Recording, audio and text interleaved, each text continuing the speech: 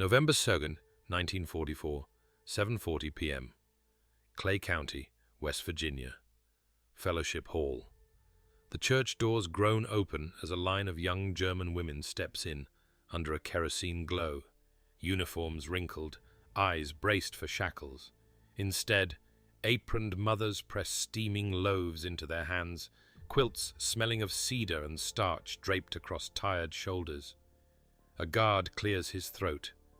The hymn in the corner never stops. Flour dust floats like snow in warm air. "We expected chains," one prisoner whispers, "and found a table." What happens when enemies meet not with barbed wire, but with hot bread and a seat by the stove? Steam lifts off the stew in gentle ribbons as the church mothers move among the benches, their aprons dusted with flour, their sleeves shiny where wool brushed them for years, and I can feel the room soften the way dough loosens under heat. A red-haired woman sets a crock in front of the first prisoner, and a hand-woven quilt over her shoulders in one continuous motion, like she has practiced welcoming storms. The guard nearest the doorway shifts his boots, loosens 2 notches on his belt, and lets his fingers slip off the stock of his carbine as if discovering it is heavier than the moment requires. Beside me, a girl no older than 19 wets her lips, folds her hands, and speaks a shy grace in English learned somewhere between command and comfort. Thank you for bread, for peace, for mothers, for warm. The words are out of order, but they land in the right places. Around the tables, I watch hands that have seamed quilts, shelled beans, hefted milk pails, and swung hammers find new work, pushing bowls within reach, tearing the first heel from a loaf, setting spoons where the light catches and turns them into small silver moons. The prisoner's hands answer, careful, deliberate, palms up, as if accepting not food, but permission. I realize then that before anyone speaks about God or country, we are already speaking with calluses, ridge to ridge, crease to crease, rough mapping, rough. A mother asks one of the women her name, mishears it, tries again, laughs at herself, and the circle widens around that laugh, a sound I have missed since the telegrams began. The sergeant, who measured every inch of the room when he first came in, takes 1 step back and stands beside the hymn book shelf where the smell of cedar is strongest, and from there his eyes do more watching than warning. I set my own bowl down and feel its weight, feel the old ceramic warm my palms, and I think about how heat travels fastest through whatever is cracked. Perhaps that is why the warmth moves so quickly. The grace finishes, the amen stumbled but sincere, and spoons begin to move. A prisoner with a faint scar near her jaw takes a bite, blinks hard, and swallows like someone climbing past a difficult memory. A mother slides a napkin across. Someone adjusts the lamp. The wicks hiss and settle. Breath by breath, the tables find a single rhythm, not marching, not pleading, simply eating. I hear the ticking stove, the scrape of spoon rims, the low hush of voices reaching for words they do not yet share, and I understand that our hands can finish the introductions, our mouths cannot. Across from me, a woman with soot searches for the English word for home and settles on stove. Another points at the quilt border and says, river, and everyone nods as if geography has found its map. We keep eating, and the room becomes ours. Mrs. Keller, the retired librarian, steps to the slate with a chalk stub and the soft command of someone who has kept silence tidy for 40 years. She writes 3 words, narrow and careful as fence posts: bread, quilt, peace. She points to a loaf cooling by the window, to a star stitched along a blue border, then to her chest, where her cardigan rises and falls like a small sea. The women repeat after her, voices uneven, vowels bending around new shapes: bread, quilt, peas. Mrs. Keller smiles, rubs out the last word, writes it again in larger letters, and taps the final sound with the chalk. "Peace," she says, lips rounding, and a row of careful mouths round with her until the last S drifts like steam.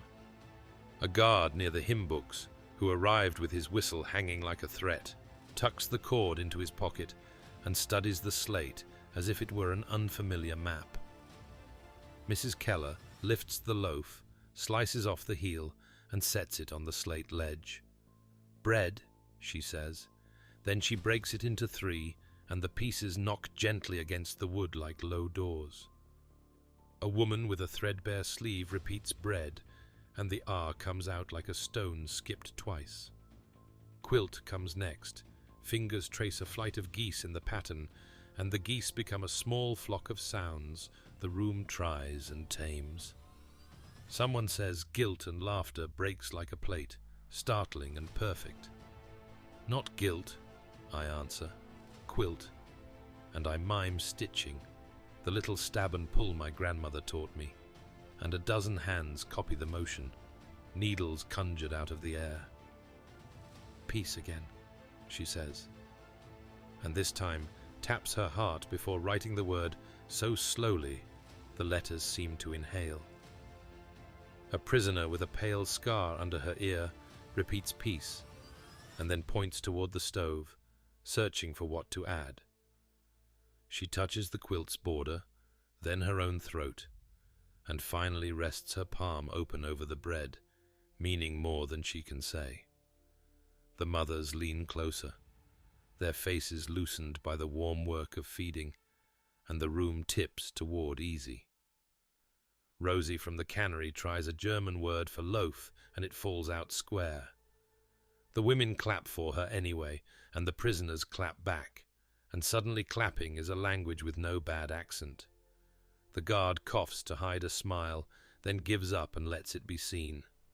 Ilse becomes Ilse, then Ilse, and Ilse as the laughter, gentler now, persuades us all to keep trying. Mrs. Keller draws 3 lines like rungs of a ladder and perches the words on them. Bread for body, quilt for warmth, peace for the space between. Expectation loosens its grip. Reality arrives in ordinary clothes.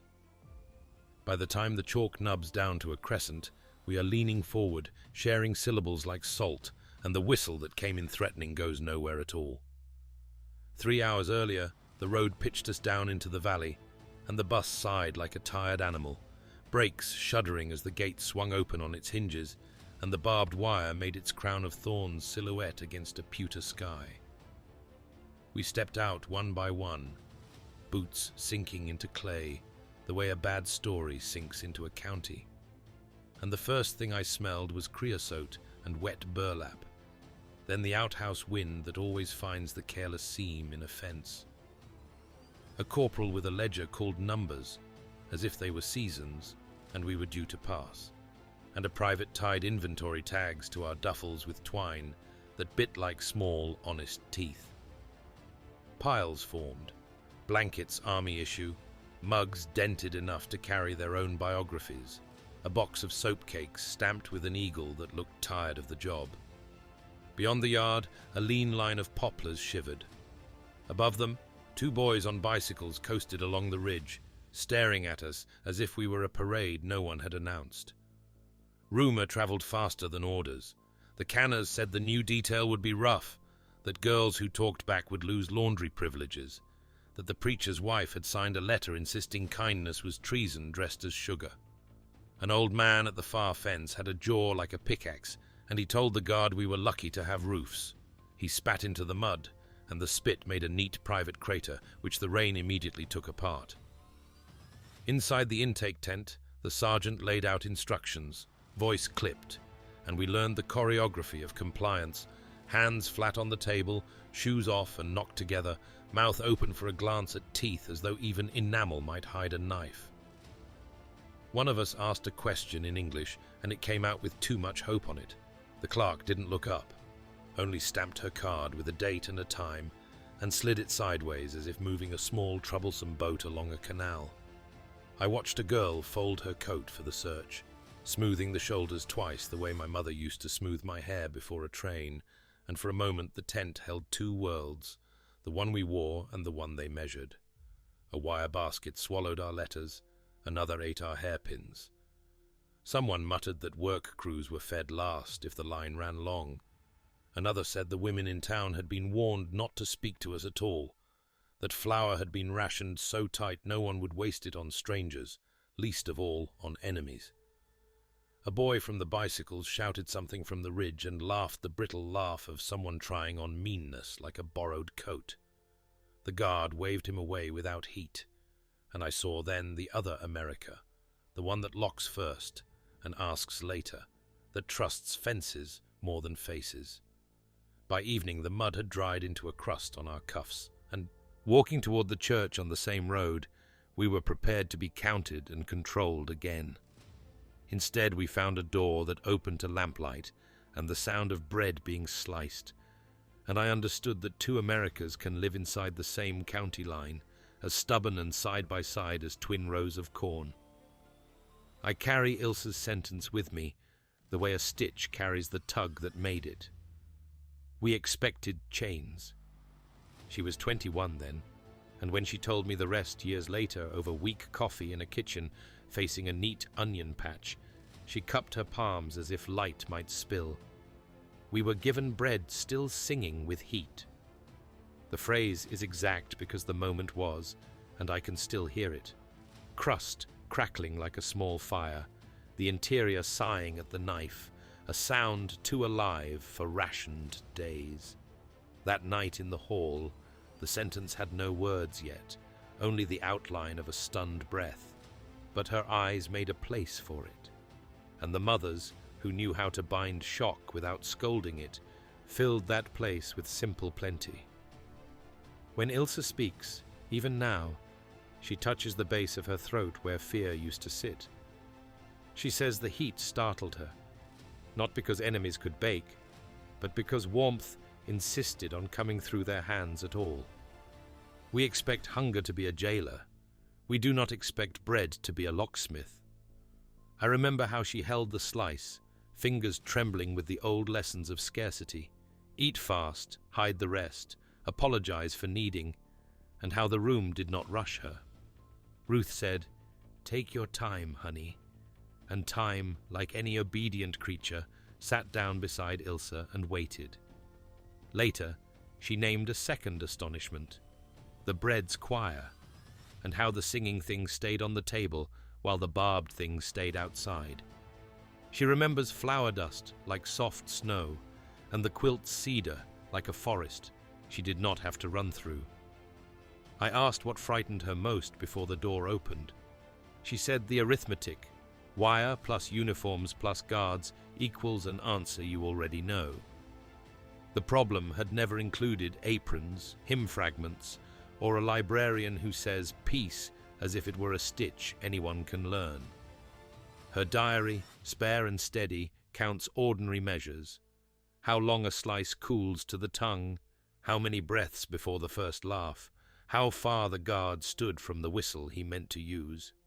She writes, "The bread sang like a kettle convincing winter to be reasonable." She writes, "The quilt did not ask me to deserve it." She writes, "In my country I learned to inventory. Here I learned to receive. Sometimes I think the sentence belongs to all of us. We expected chains because war taught us locks. We were given bread because women in a small county refused that grammar." When the heat finally faded and Ilsa's hands steadied, she looked up and found us looking back without tally or threat. If gratitude is a language, that was her first good verb. Even now, when the kitchen is quiet and the world acts like a ledger, I repeat her refrain and listen for the old singing. It rises like steam whenever memory finds hunger again. The needles come out of tins that once held peppermints, their lids dented like old knuckles, and the mothers spread a pieced top across two tables. Ohio Star in indigo and cream.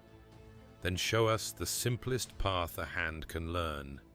In, up, forward, just a breath, Down, pull. Let the thread lie easy, and the seam will remember you were kind. Do not yank. The cloth will punish you for hurrying. We push our chairs close enough that our knees learn the shape of the benches, and the hymn in the corner begins with a woman's low note that sounds like a door settling into its frame. Amazing grace, she sings, and another voice slides under hers like a beam under a roof. Ruth threads my needle because my fingers, made clumsy by fences and long afternoons sorting tin shavings, shiver at first. She knots the tail with a gesture she could do in sleep, then places the point in my hand as if returning me to myself.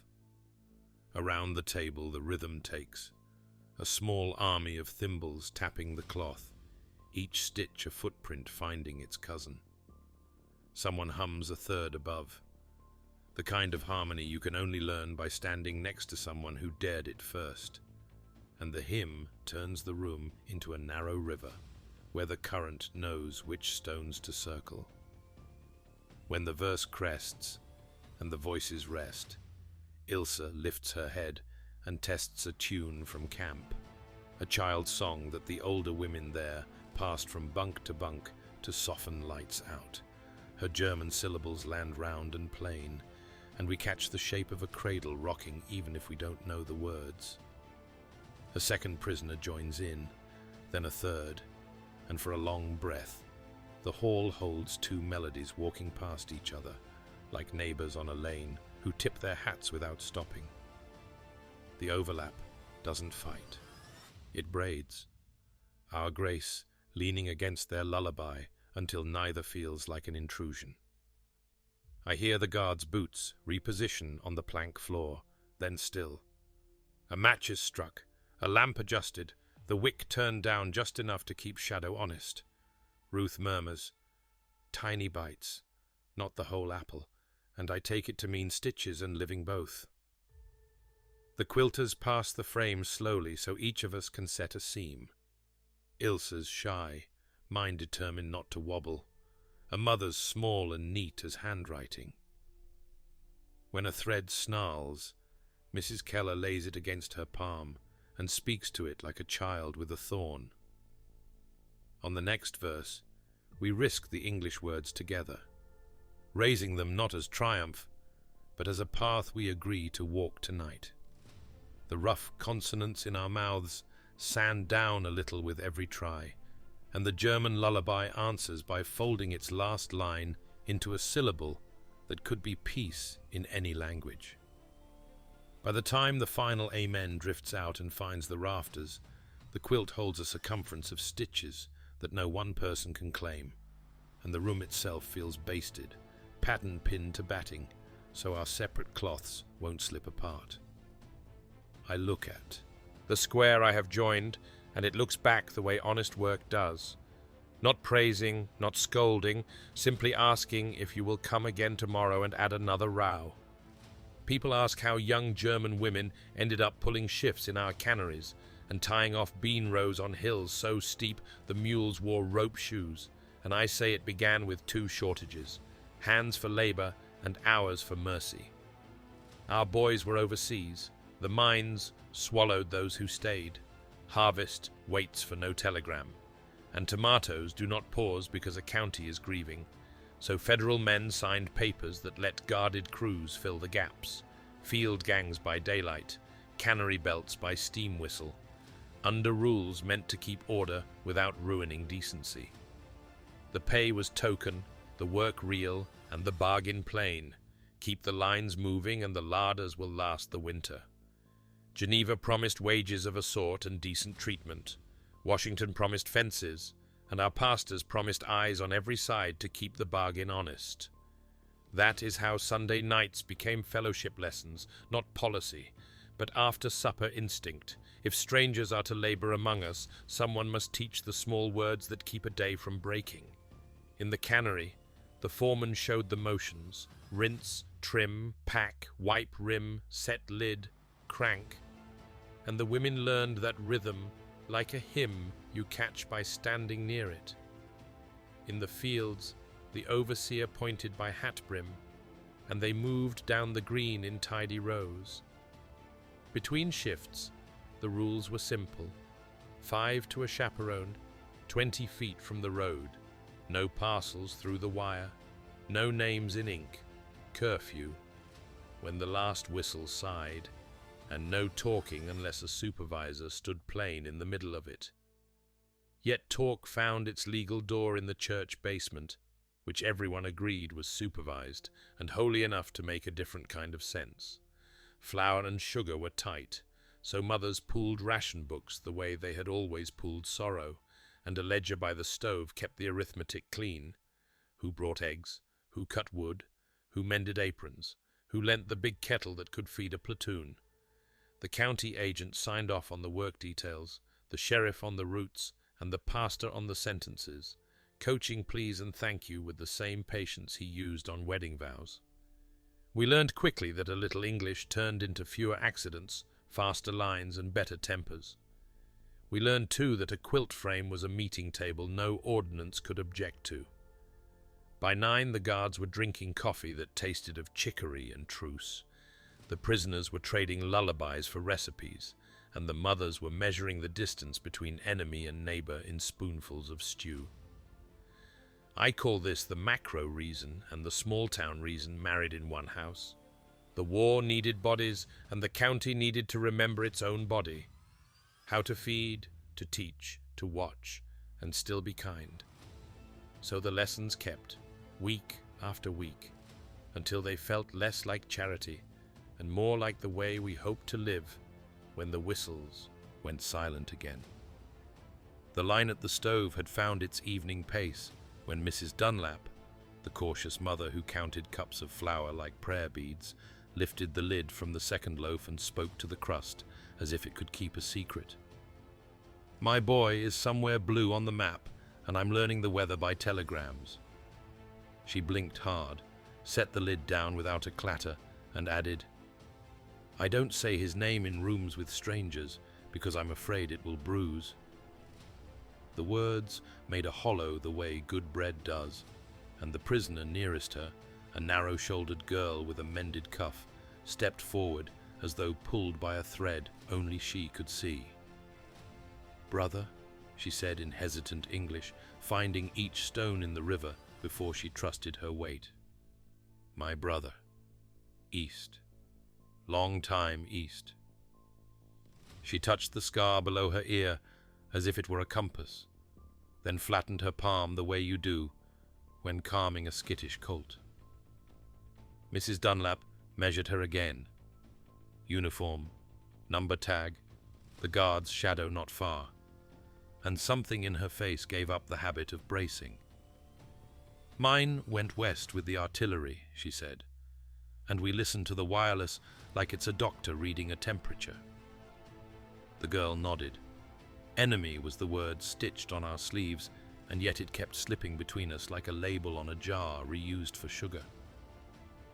She groped for another sentence and found it.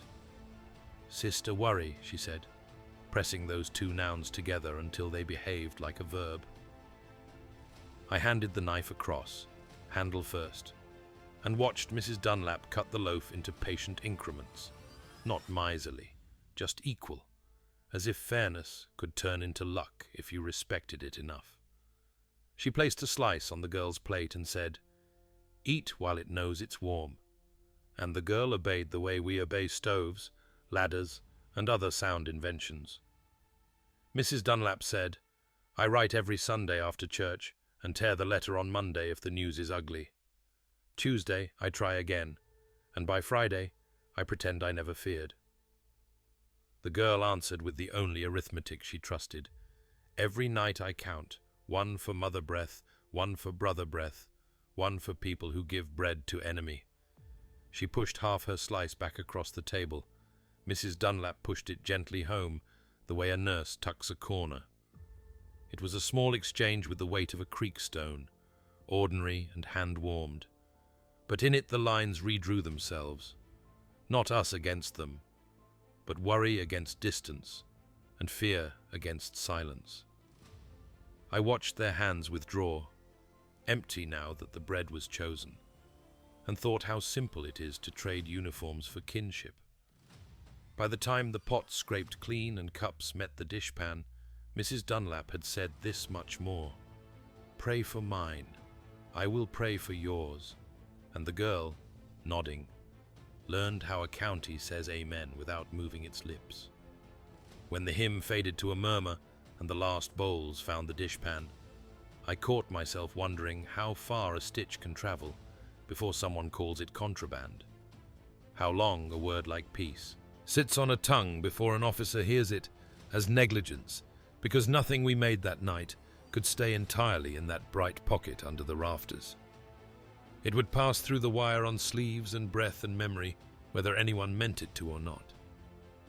Ilse rolled the new syllables in her mouth like lozenges. Please, careful, quilt, and tucked a scrap of pattern paper into her cuff, the way women tuck grocery lists against the pulse, promising to remember how the geese flew in triangles. Mrs. Keller pressed 3 chalk marks onto the prisoner's palms, B, Q, P, then blew the residue away as if dandelion seeds could carry a lesson back to hard ground. The guard, now easy in the hips, cleared his throat just once to say time and made it sound less like subtraction and more like a door closing softly. At the threshold, we hovered, faces open the way windows are in late spring, when the house is finally ready to forgive its own winter. A mother's hand paused above a braid, tempted to finish the plait, then dropped because kindness has its own curfew. A prisoner whispered the English for thank you with the courage of someone stepping across a brook stone by stone. Another tested the shape of stove and smiled when it fit. I thought of the barracks, the checklists, the long wooden trough of rules that would meet these small, disobedient comforts with a ladle. And I tried to see how the night would read when translated back into the camp's grammar. Quilts as unauthorized softness, bread as unregulated warmth, laughter as an inefficiency in the line. Yet I had also seen what fluency does to fear. It loosens a knot you didn't know your jaw had been tying for months, and once loosened, the rope remembers. We filed out under a sky, trying to decide if it would rain again, the kerosene smell hitching a ride in our sleeves like a friendly ghost. Behind us, the mothers stacked bowls with the brisk fidelity of women who know that mercy must be washed and dried before it molds. I walked with the detail down the lane, close enough to hear the women rehearse the new words in a low chorus, practicing for an audience of cots and suspicion. The road narrowed, the ditch sang, the poplars kept their wet counsel. Ahead, the wire sharpened into view, and the sentry box grew its edges back, all right angles and inventory eyes. The guard who had pocketed his whistle earlier lifted his hand in a brief human arc. A different guard at the gate checked his watch and did not look up. I felt the bread's warmth cooling in my own hands, remembered Ilse's sentence before it had words, and held it there, like a lit match cupped against wind, wondering whose face it would illuminate on the other side of the fence, and what price a county pays when its quilts and grammar slip, bright and ordinary, through the teeth of war. Morning thinned the fog into a gauze that wrapped the camp yard and made the wire look like a bad pencil sketch someone had rubbed with their thumb, and we stood in our work detail lines with the taste of weak coffee and yesterday's hymn still somewhere behind the teeth, trading the new English like marbles we didn't want to lose. Please, careful, quilt, stove, peace. The consonants clicking soft against the lip of the chill as breath turned visible and then disappeared before the guard's boots reached the end of their path. Ilse tried thank you again, the last syllable coming out like a cracked saucer. Thank you. And the guard nearest us, the one who had leaned into the hymn as if it were a bench, paused mid-step, and with a face that looked surprised to belong to him, shaped the ooh with his mouth and said, "You, not you," like the wind moving through a pipe. and then he glanced at his partner as if expecting a reprimand from his own side of the fence. Ilse drew the sound again. "Thank you." And he nodded, businesslike now. A man who had just remembered he knew something that might keep a hand from slipping near a blade. The moment folded itself into the yard's routine the way a seed tucks into dirt, unremarkable until you remember it later, and the green proves it happened. The women repeated stove as we moved toward the tool shed, a word we had decided stood in for home without asking anyone's permission, and peace floated after it, like steam that refuses to admit it is only water. On the gravel, a boot heel skated, and the owner of the heel, Marta, a jittery girl with a whistle of a breath from last winter's cough, caught herself on the elbow of the woman beside her and said sorry, which was not on Mrs. Keller's slate, but belonged anyway. And the line answered with, "It's all right," in a handful of accents that made the phrase look generous rather than precise. The yard smelled of damp wool and coal smoke. A crow worked the fence post as if it were trying to open a stubborn box. A corporal checked his pocket watch and called numbers that had learned the habit of passing for names, and while he counted, I watched small words do what big words always fail at. They crossed the short distance between two breathing bodies and made it shorter still. Near the gate, the guard who had corrected "thank you" spoke again, this time to the air more than to us, saying, "You'll get it," like he was advising a tomato vine to find the trellis, and then he cleared his throat and returned to the official weather. When the truck for the cannery pulled up, the driver stowed his cigarette and said, "Let's go, ladies," and Ilse said, "Ladies," as if trying on a coat borrowed from a kinder town, and the giggle that followed didn't sound like treason to anyone with decent ears. We climbed in, 5 by 5, the boards of the truck bed cold enough to teach ankles manners, and as the gate swung open, I carried the morning's lesson like a small tool in my pocket, that a guard's mouth could shape mercy by accident, that a vowel can lift a load, and that in a place built for inventory, the smallest words keep, refusing to be counted. I keep the pastor's ledger on my lap, like a hymn book that sings a quieter tune, and the numbers tell a story that never makes the newspapers. In the left column, he totals flour by pounds and fractions, the pencil making ladders down the page. In the right, he notes who brought it. Mrs. Dunlap 2, initials only. R. Keller 3.5. Anonymous, 1 brown bag set by the back steps before dawn. Beside sugar, he writes a thin tally, then circles it, hoping to thicken it. A cup, skimmed from payday cookies. A scoop, coaxed from a can that already sounded like gravel. Paper-clipped to the ledger are grocery slips, little confessions from counters across the county. 10 cents off lard, if you don't mind the tin dented. 4 candles at cost, because hymns shouldn't squint. Day-old loaves, stamped yesterday, now crumbs, for Tuesday's stew. I trace the figures the way a reader runs a finger under a line she loves, and feel the arithmetic give off heat. This is how hot bread diplomacy keeps its fire. 1 ration stamp traded for another, 1 jar washed and returned, 1 mile added to a route so the widow at the far bend can send 2 eggs no one admits she needs. Some donations arrive disguised as errands. A boy from the feed store brings twine and forgets to write the charge. A miner's wife miscounts change in the church's favor and won't be corrected. The sheriff leaves a pound of coffee on the windowsill and swears it was always there. The ledger doesn't preach. It remembers. It records the night the pump gave out, and Mr. Holcomb hauled water from his spring 3 trips, boots muddy as original sin. It notes the week the canners ran late, and Ruth kept the stove humming past midnight on coal scrounged from behind her shed. Between columns a different language accumulates. Mercy in ounces, patience by the pound, jokes priced a nickel and paid in laughter. I page back and find a clipped corner where the pastor tested a pen, and the black dot looks like a hole through which the county might pour its better self. When auditors from the denomination visited, the pastor set the book open and let them read until their faces softened from numbers into people. They saw what I see now, that every tight figure throws off an invisible light.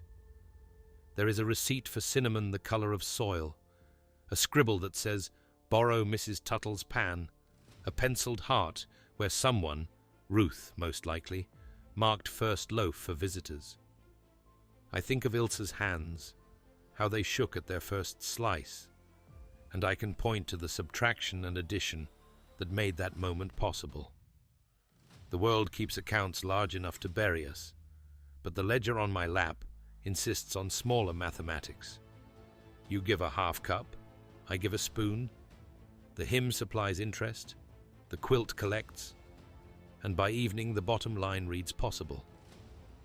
We set the tables lengthwise and laid stationery like place settings, a blue line for every breath we hoped the women would. "Take without fear," and Mrs. Keller passed out stub pens. "Names first," she said, and on the slate wrote "Mother," then its German twin. The women traced them both, some lifting pens between letters. Ilsa printed Mutter, then wrote Mother beneath it, mouthing each stroke as if the name might bruise. Ruth said, "Letters tell the truth in little rooms," and set an ink bottle on the table. We chose addresses that could survive censors and weather, to farm lanes, to city courtyards, to kitchens that smelled of potatoes and starch. "Write what is, not what would please an officer," Mrs. Keller said, and the room nodded, because we knew propaganda makes a hunger no bread can satisfy. I showed how to date the page, how to fold so the crease didn't strangle the lines, how to sign without begging. A girl with a mended cuff asked the word for frightened. We offered afraid, then gave her also, so she could be afraid and hopeful in the same breath. Another asked the word for stove, and we smiled because we had already adopted it for home. Ilsa wrote, "Dear Mother." The DA door opened slowly and told the plain news. Work at the cannery, hands uncut today, bread warm last night, hymn in 2 languages, a quilt begun with my stitch in it. She added no slogans, only small nouns that resist marching. A guard stood by the stove pretending interest in the wick. When a woman stalled, he said, "Spell careful," and looked startled at his own mouth. Mrs. Dunlap leaned over shoulders with a teacher's patience, steering commas away from cliffs. "Say my brother is alive last week, not safe," she whispered, "because truth can walk farther than comfort without falling." I wrote to my own mother in that same manner of honesty, and found my hand steadier than my heart. The room's heat rose off ink and wool, and I understood the pen as a quiet instrument trained on harm. It marked where fear had roomed, then drew doors. When we finished, we read the letters aloud, not to persuade, but to test their balance, and trimmed anything that swaggered. We tucked pages into envelopes, as if tucking children into beds, pressed seams with our thumbs, and breathed on glue to make sure it kept its promise. By the end, the stack looked like a small harvest, pale and weightless, yet heavy with honest grain. Mrs. Keller bound them with kitchen twine and wrote the routing. The guard agreed without ceremony. We cleaned the tables with rags that smelled of lye and lemon, and left the windows cracked so hope could dry flat. Walking out, I felt the night carry a different cargo than the one it brought. Not rumors, not slogans, but sentences that could cross wire and winter and still arrive whole. By Thursday, the feed store talk had curdled into a chorus, and I heard it in scraps as I bought nails and lamp wick. Mercy fattens the foe, quilts today, knives tomorrow. If the Lord wanted us to bake for Hitler's daughters, he'd have printed it in red. The words came from men whose palms I'd shaken at funerals, whose boys I'd watched board buses with lunch pails clattering like bells, and their anger wore Worry's old shirt, torn at the elbow and still warm from the week's bad news. By evening, the rumor had put on better shoes, striding from porch to porch. We were letting discipline slip. The guards were singing lullabies. Government inspectors would shut the cannery if anyone saw a slice of bread near a uniform after dark. On Sunday, the pastor climbed the pulpit with his ledger tucked under his arm, the way a deacon carries a baby, and his first words were as dry as kindling. Charity is not surrender. He set the book open, ran a finger down the flower column, and named names the way you name saints. Dunlap, Keller, Anonymous. And he made the arithmetic sound like weather. 2 pounds of grace when rationing cut to 1, a half cup scraped from the bottom of the tin, hot bread carried across a parking lot by a widow whose gait remembered her husband's limp. He said, "Our boys are no safer for our cruelty," and the sentence hung like a lantern in a storm. A man in the third pew, Earl, who could untangle a mule team with a whisper and had a son somewhere near Antwerp, stood and said, "We are not commanded to be fools," and the pastor agreed so quickly the air wobbled, then added, "Nor are we excused from being decent." He did not dress mercy in lace. He set it in work boots and sent it to the basement with a pan to scrub, and I saw some shoulders lower a notch because they recognized the look of that kind of goodness. Still, the tension had a pulse. A deacon worried aloud about songs crossing the wire. A woman asked what would happen when the telegrams came and the bread felt like treason in the mouth. The pastor said, "We can sow a seam and still keep a watch." And he looked at the guards as he said it, and the guards nodded because they had pocketed whistles and corrected vowels, but not their duty. After the benediction, Earl met me on the steps and said, "If my boy comes home missing, will your quilt cover that?" And I said, "No, but I will sit under it with you until the stove goes cold," and he had the grace to look at his boots. By nightfall we took stock. The cannery foreman would allow the fellowship if letters went through a single pouch. The sheriff asked for a roster at the door. The pastor promised more eyes, fewer hymns that could be heard from the road. It felt like walking a plank that ends in a narrow, honest shore. We set the tables anyway. When the door opened and Ilse and the others stepped in, the room's air tensed, then lifted. The stew simmered, the needles waited. Mercy, it turned out, could keep its spine and still offer a plate. The project survived, not by applause, but by small, stubborn continuance. A ledger balanced, a rumor pinned with facts, a loaf sliced with the same knife that had once carved Sunday roasts, steady and deliberate as breath. By the time the lamps hissed low and the dishes dried in neat inverted rows, the quilt lay finished across the tables, its Ohio stars marching true, each point fraught with small, uneven bravery. We ran our palms over the top the way farmers test a field after the first frost, and Ruth folded it into thirds, then into a square that fit her arms, the weight modest but undeniable, a portable warmth bound by a ring of stitches that belonged to all our hands. She carried it to the back pew for the infirmary run, where Mrs. Keller had tucked a card that said simply, "For whoever needs to be warmer than fear," and the guard, who had once come bristling with a whistle, lifted the door so the hinges wouldn't cry out and wake the babies asleep in the coats along the bench. At the stove, Mrs. Dunlap split a loaf and then halved the halves, the knife travelling steady through the golden room of the bread, while Ilse and the others wrapped slices in paper salvaged from grocery sacks, writing new words on the outside. Warm, careful, thank you. So the parcels could speak even after the light was gone. We bundled the crumbs for the birds and stacked the pans like tidy arguments against despair. When the time came to walk them to the gate, the air outside felt rinsed and tender, and our footsteps stitched their own seam down the lane. Behind us, the church kept breathing, a patient animal at rest, and ahead the wire drew its tidy frown across the night. At the checkpoint, the younger guard squinted at the parcels, as if praise might be hiding inside, then waved us through with a shrug that meant rules surviving alongside kindness. and I saw in his gesture the small consent on which peace is built. Ilse reached for her packet and pressed it to her chest, the way you test the heartbeat of a new thing. Another woman touched the folded quilt and said the English for soft, surprised that the word could arrive intact. We stood in that border air, not quite town, not quite camp, and listened to the bread cool, to the kerosene settle, to the poplars gossip quietly about weather. Someone repeated the sentence that had chosen us. We expected chains, and the rest of it rose like steam and found bread still singing with heat. The guards shifted, but did not interrupt. Even rumor, for once, held its tongue.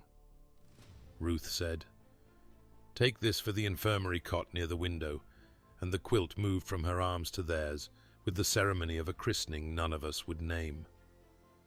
We watched them disappear through the gate, quilts and grammar tucked like contraband of a better sort, and the night accepted our offerings without receipt. On the walk back, the ledger under my arm felt less like numbers and more like a pulse. I kept thinking how ordinary abundance, repeated stubbornly, amounts to a kind of counter-offensive no bulletin will announce. When we latched the church, the lamps finally exhaled, and the room gave back our quiet. We expected chains, I said to the darkness, and found a table, and found it again.